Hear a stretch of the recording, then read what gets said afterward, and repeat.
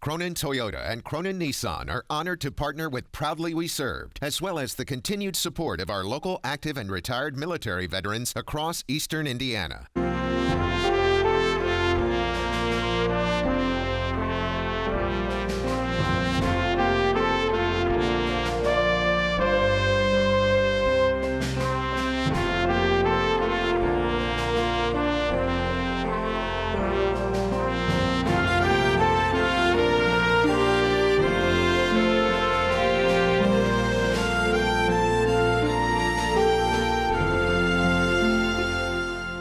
I'm Al Bledsoe, VVA Chapter 777. And I'm Ron Chappell, chaplain at VVA 777, and co-host here with Al on Proudly We Served. Our guests this morning are Cierra Bailey and Keith Clemens, both from the Richmond Parks Department, and they serve in various capacities. And keeping in line with the values that my mother taught me, we're going to let Cierra go first and tell us what she does. Well, thank you. Okay. Yes, my Cierra Bailey, and I have been with the Richmond Park since July of this year, and I am the Farmers Market Coordinator and Community Engagement Facilitator.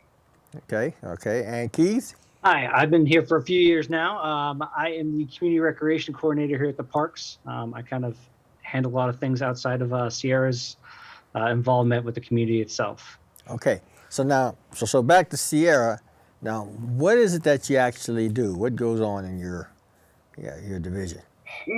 Of course, my main responsibility is running the Richmond Farmers Market. So we are one of just a few farmers markets in the whole state of Indiana that actually go all year long.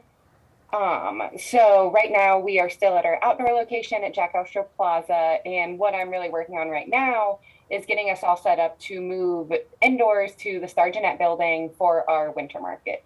So most of my day-to-day is interacting with vendors, looking over vendor applications, trying to recruit vendors with certain products that we'd like to have, and then also doing a lot of trying to plan a lot of engagement with the community to encourage the community to come to the farmers market and shop local and get to know their vendors who are providing meat and produce and art and just putting so much work into providing for the Richmond community. So. Mm-hmm. How many vendors do you have? So it varies. We have season pass vendors who sign up for the entire summer season or winter season. And then we also have daily pass vendors that we have who can come as seldom as they would like. And usually at the peak of the market, which is in July and August, we'll get about 60 vendors at one market. Wow. But like I said, the amount of vendors per week varies. But total, I'd say, including season pass vendors and daily pass vendors throughout the year, we have over 100 vendors signed up. Wow. And do they come from, That's a lot. how far away do they come from? Within 100 miles. So from Indiana and then also southwest and south central or west central Ohio. So. Wow. Okay. Now, Yeah. What do the vendors actually do? Tell me. You get them signed up, and then they come down to the plaza. Is there room enough for 100 vendors there? No, so when I say that number, that is including the daily pass vendors who aren't there every week. I think since I've been here, the most vendors we've had at one time is about 60 vendors. And that was pretty tight at the plaza, but we still, if need be, we could have made room for more. And yeah, we are growers and producers only market, which I think is pretty incredible. Not many farmers markets can say that actually. And so what that means is anything that our vendors are bringing to the market is something they grew or raised or created themselves. So we have a couple vendors that produce meat. So they're actually raising the animals and getting it processed and then coming and selling at our market. And of course, all of the fruits and vegetables you see, those are grown on the farms and the property of the vendors that are selling them. We have vendors that make wood products that are creating them at their house. We have vendors that crochet. We have vendors that make jewelry. We have vendors that paint And yeah, there's just a wide variety of products that, like I said, the vendors are working incredibly hard to produce. And for many of our vendors, this is actually like, it's their livelihood. It's not a side job. It's like their whole, like their job is growing or creating and then selling it at the Richmond Farmers Market. So Wow. Does the COVID stuff affect your? To work with them? Yeah. Does the COVID-19 stuff affect your market as much as it would like inside versus outside? It looks like outside that'd be pretty easy to deal with. So, from my understanding, there was a lot more regulation that was required last year, and yes, like then and now we are being very mindful and responsible about dealing with COVID. But yes, once we go indoors this year, the regulations will change. Since we're outside right now, we're not required to wear masks. It's up to the discretion of the vendors and the community, whether they choose to, and there's some that do and some that don't, since we are in that outdoor space. But once we move inside, masks for staff and vendors and the community will be required inside a city building. So, Okay. All right. Very interesting. Yeah. Let's shift to Keith. And, Keith, yeah. Keith, give us a rundown on what you're doing. What I'm doing right now, what I do throughout the year, varies season to season. We Let's do focus a lot on throughout now. the year, from fundraising or different things to keep our community involved with stuff. So we do like a Easter event every year, an egg hunt event every year. I work over JUCO during the summer. That's a lot of time. That's year round. That's a year round thing, but a good portion of the summer is focused on JUCO. I help out. Now, with what is other JUCO events for that those we who do don't with know what family that means? series that we have someone else work on. But coming up at the end of this month, we have our Halloween event here at the park that we're going to put on. And then the following week, we have the Veterans Parade that we're helping out you guys with. Yes. So that's kind of what we have on our plate right now. And then we move into the winter. We have a Frostbite 5K race in the winter. That's part of our Wayne County Challenge series. We also help out with the meltdown and everything. So we are year round doing events, doing different things to really get the community out involved, getting them in the parks and get them outside and living healthy lives, which, COVID has actually helped with a little bit, getting people out and utilizing our parks more, which is great to see. You mentioned JUCO, and a lot of people may not know what that means. What is that? JUCO is Just Us Kids Outdoors. Right. It's an acronym. It is our summer camp that we provide free to the public. This year we had to have some limits on stuff, partly COVID, partly because of some staffing issues that I'm sure a lot of people have had this year. So we have different things, but we usually don't cap it. It's free to everyone. Anyone that lives in the area can register, sign up, and there's morning session and afternoon session that we go out and we have fun with kids. They get outside, they enjoy the outdoors, they learn things. We have arts and crafts projects just about every day. We go on field trips. And then one of the kids' favorites is they get to go to the pool a couple days a week as well. So they get to go and swim in the pool for free. It's all for free. The city supports it, as well as a lot of generous donations and grants that are done throughout the year to keep it funded each year. It's been going on.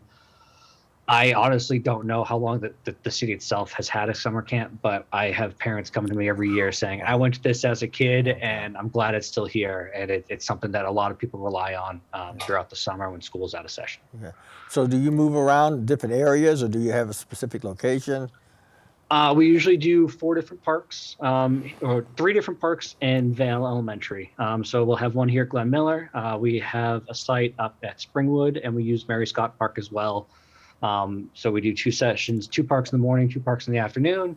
And so they get out a little bit. And then, of course, the Cordell Municipal Pool on Tuesdays and Thursdays are our pool days. We also go on field trips. A lot of the community helps us get that involved, get involved with that.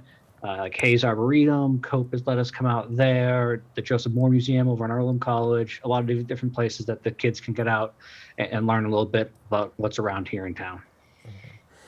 Okay. When did you take? Can't forget the fair. Can't forget the fair. Kids love the fair. We always go to the fair. That's right. When did you take over the Veterans Parade? When it transferred from basically the veterans taking care of it, and then when Denise and you entered the picture with the Parks Department, what year was that?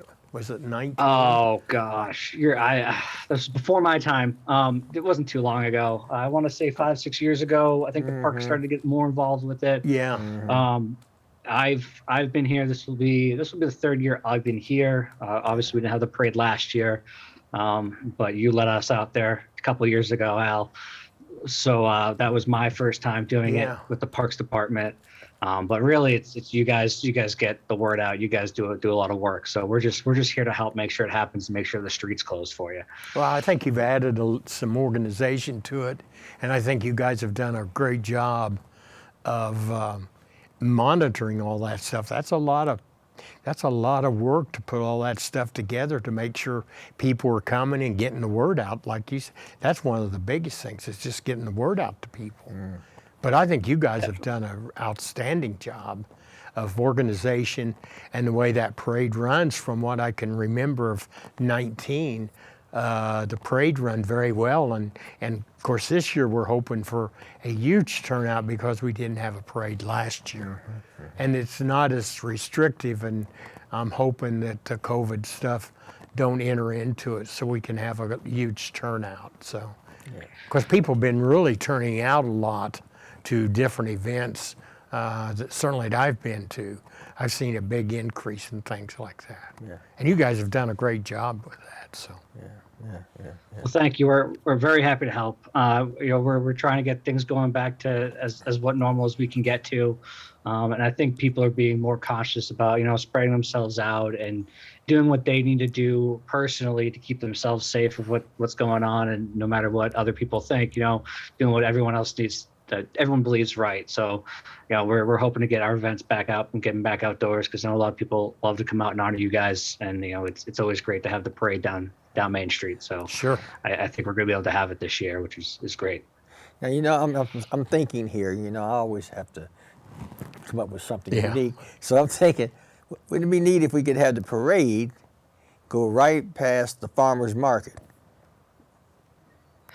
So it would be great. It kind of does. The parade will happen at noon on that Saturday, and I believe that is the first weekend of the farmers market. The Winter's Farmers Market. Yeah. Sierra. Yes, November 6th. November 6th. Yes. Okay. So we go down to 11th Street, I'm thinking. We start at 11th, right. and we go down to about 5th Street, 4th Street, and then start Jeanette's just past the next light. So, it's right there. The road's shut down, so the crowd's got to go around, but everyone in the parade can go right down there and have a nice route, no traffic. Yeah, and the Winter Farmers Market, it goes from 10 a.m. till 1 p.m. So we hope to get everyone down there for our first market, first winter market, I should say. Yeah. Okay. So let's see, when is the next farmers market? November 6th November is the 6th. parade, I think. Isn't that right, Keith?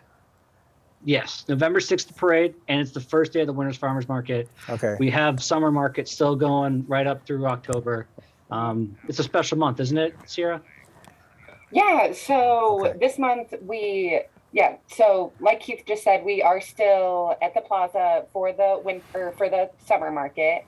And that's at Jack Elstro Plaza, and that goes all the way through October. So there's no break-in markets. Just last Saturday in October, we are outdoors at Jack Elstro Plaza. First Saturday in November, we move right inside to the Star Jeanette building. But October 23rd is our Harvest Festival at the plaza. So we are having a lot of special events at that, like a petting zoo, and we'll have cider slushies and balloon animals and just Riley's Pumpkin Patch there, and just a lot of special autumn events going on. And it's Harvest Festival, so we want to be celebrating our farmers who are doing a lot of their harvesting during the month of October, and just really appreciate them for all the work they put into building the entire food system of the U.S. But then November 6th is the first market of the winter, and like I said, I would encourage folks to go celebrate you all and honor you all at the parade, and then just walk a little bit farther and come down to the Sargenet building for the market. Somehow we ought to try to make that. Is Keith back on? Yeah, somehow we ought to try to make that happen if we could. That'd be. I was just thinking. That would, yeah, Keith would be the person to see. Yeah. Somehow we ought to try to make that happen. That would be even a better event than just, if you will, the parade, because it's unfortunately you just don't know how things like that are going to go. But do you have many entries yet on the parade, or? We do have some entries in the parade. Stuff's been going out and getting back in. I haven't given you the paper ones yet, and I know once you bring them into your buildings, they start flying back in. I think people are still kind of sitting on things. They went out kind of a couple weeks ago, which was a rough time. I know the numbers of COVID didn't look good that week, so I'm sure that kind of held some people up, and some people will probably wait till the end of the month, which is fine. But it's getting them out, getting them, and then start to kind of call them back in is where we're at right now. So we're still getting the word out and getting the signups out there. So we definitely have some coming in, but they trickle and move in. Some days you'll get 100, some days you'll get 2. So it all depends on who sees them when.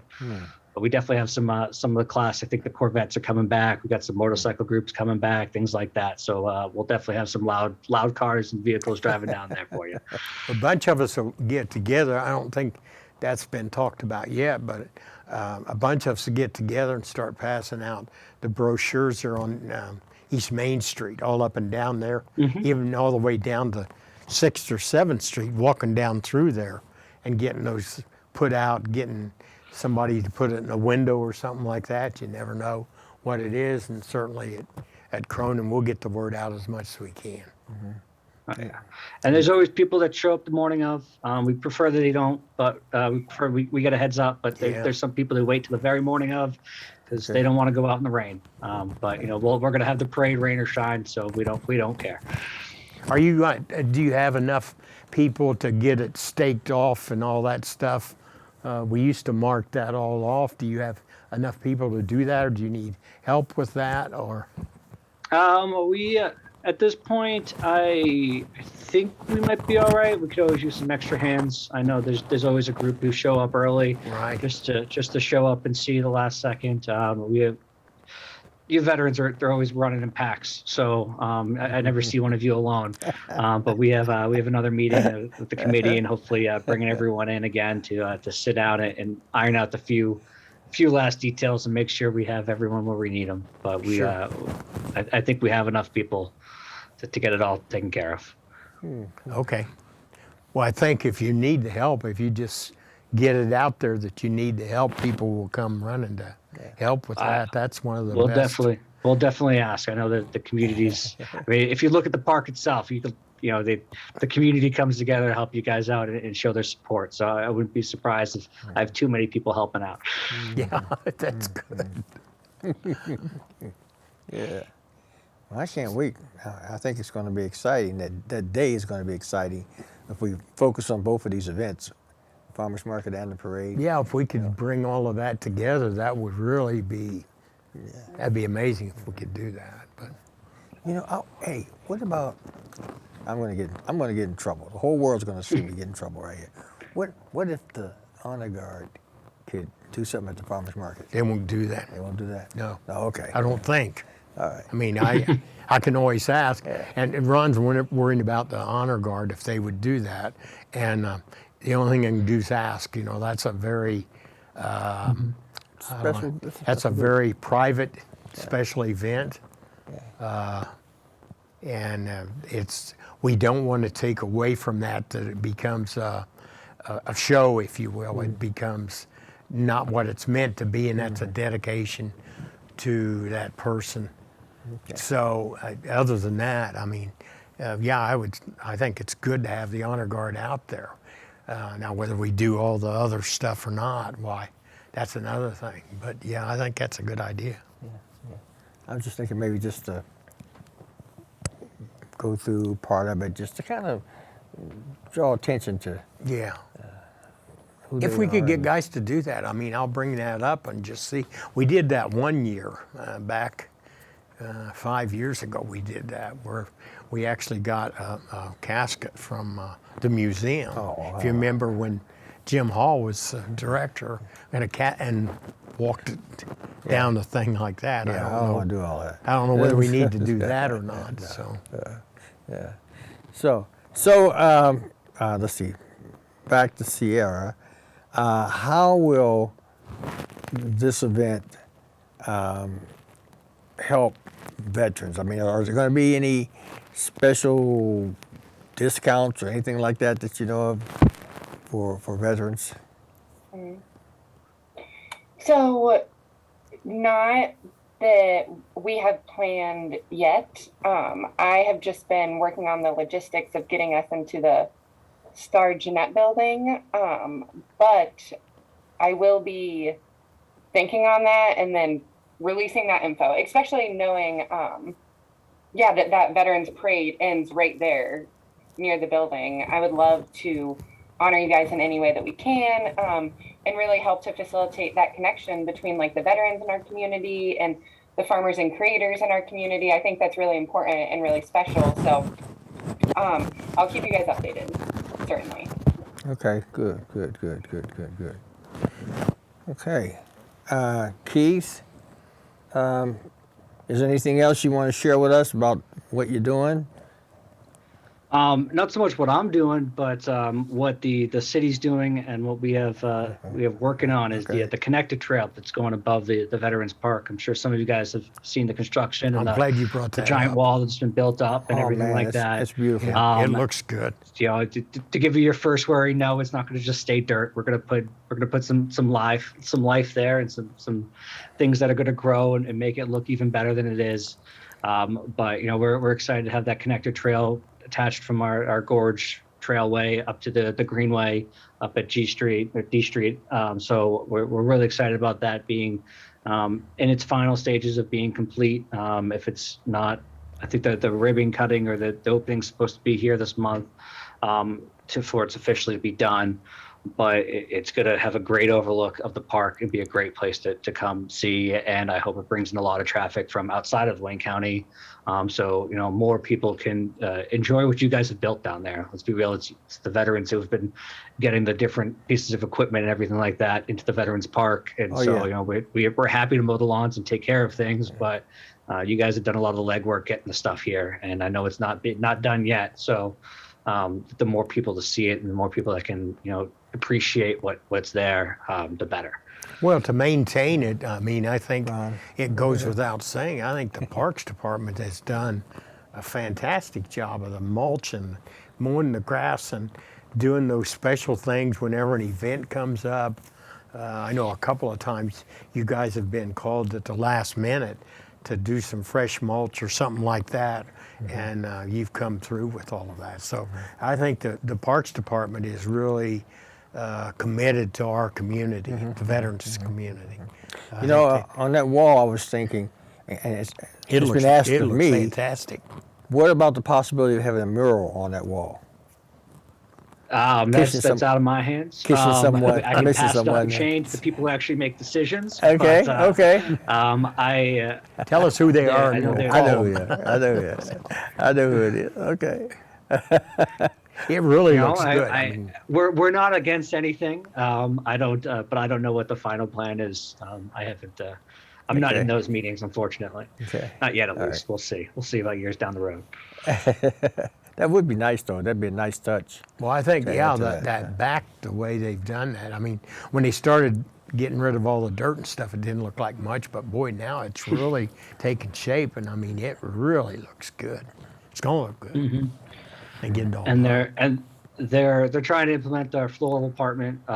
They're trying to put in some low-mow plants and wildlife there, so that things can grow kind of naturally without, you know, having to be, you know, mowing along some of those sections of the hill which are pretty dangerous. So we want it to look as gray as we can make it look, without having, you know, safety at hand either. So like we're hoping some seasonal flowers and things like that kind of sprout up as the year comes around. So it should look good year round, is the goal. That's excellent. Whatever we can do to kind of let these two events support one another, you know, for the veterans. Yeah. You know what I'm saying? With the parade, being the Veterans Parade, with the market, being the farmers market, we could call it the Veterans Market. No, she wouldn't go for that. But you know, just to highlight and make a connection between those two events, because all those folks are going to be out there at the parade. You know, we want to make sure that they also go down to the market. It's really a matter of the messaging, though, to get all of that out, Yeah. till people will know. If you want to do something like that or try something like that, Okay. if you don't get the word out, you know as well as I do, you got to start a month ahead of time, letting everybody know what's going on. Because what happens is you have if you will, you have an event and nobody shows Okay. up the way they should. And part of it, then everybody drags around and say, well, I didn't know that. Well, did you read the brochure or where you at? So. Well, we're running out of time, guys. We're got about 40 seconds left. Anything you want to highlight before we close out?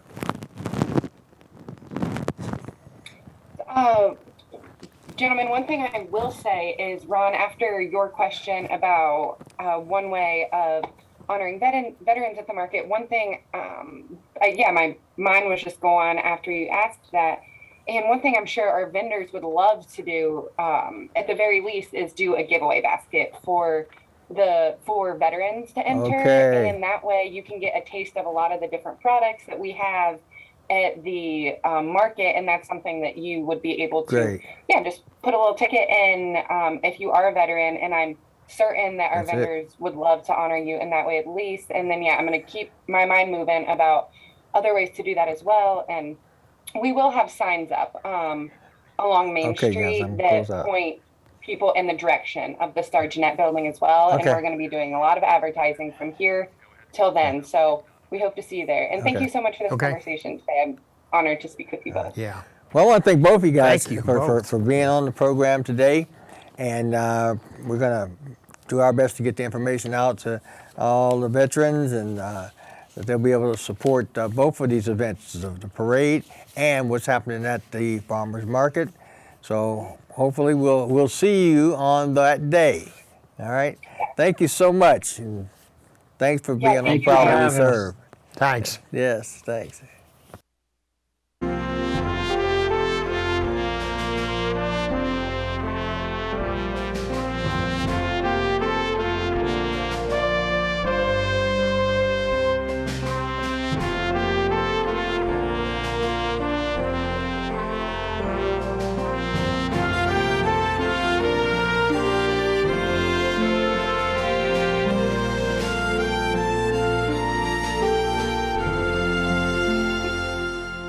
Cronin Toyota and Cronin Nissan are honored to partner with Proudly We Served, as well as the continued support of our local active and retired military veterans across eastern Indiana.